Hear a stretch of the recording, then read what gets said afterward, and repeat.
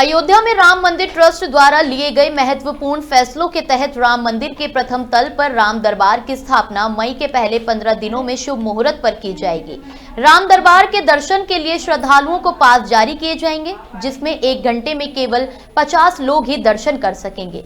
इस तरह प्रतिदिन लगभग 800 लोग राम दरबार के दर्शन कर सकेंगे। साथ ही मंदिर भवन निर्माण समिति की बैठक में अंतर्राष्ट्रीय राम कथा निर्माण कार्य की प्रगति पर भी चर्चा हुई। इसके अलावा 20 गैलरी का निर्माण आज से शुरू हो रहा है और गैलरी की स्क्रिप्ट पर 25 मार्च को समीक्षा की जाएगी। राम मंदिर के सभी कार्य दिसंबर 2025 तक पूर्ण हो जाएंगे, जबकि ऑडिटोरियम का कार्य 2025 के बाद पूरा होगा। रामनवमी के अवसर पर भगवान रामलला को सूर्य तिलक किया जाएगा, जो आगामी 20 वर्षों तक हर राम जन्मोत्सव पर सूर्य द्वारा किया जाएगा।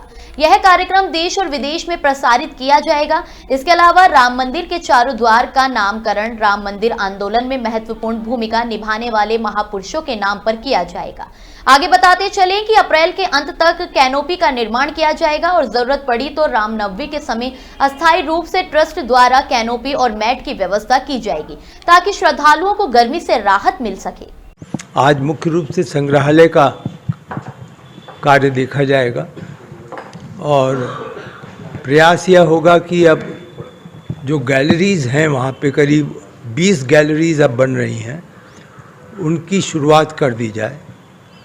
और आज विशेष रूप से हम कुछ गैलरीज़ की जो स्क्रिप्ट लिखी गई है उसको हम लोग आज उसकी समीक्षा करेंगे कि वह हमारे जो वहाँ पर डिस्प्ले है उसके अनुरूप वो स्क्रिप्ट है कि नहीं, और हमारे जो ओवरऑल एक तरीके से आप समझें कि हम संदेश देना चाहते हैं संग्रहालय के माध्यम से, उसकी पूर्ति हो सकेगी कि नहीं।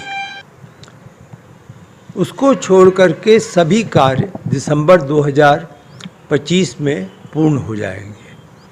कल हम लोगों ने रामनवमी में जो सूर्य किरण की व्यवस्था की जानी है उस पर भी चर्चा की, और जो शिखर की प्रगति है उससे ऐसा प्रतीत होता है कि जो परमानेंट व्यवस्था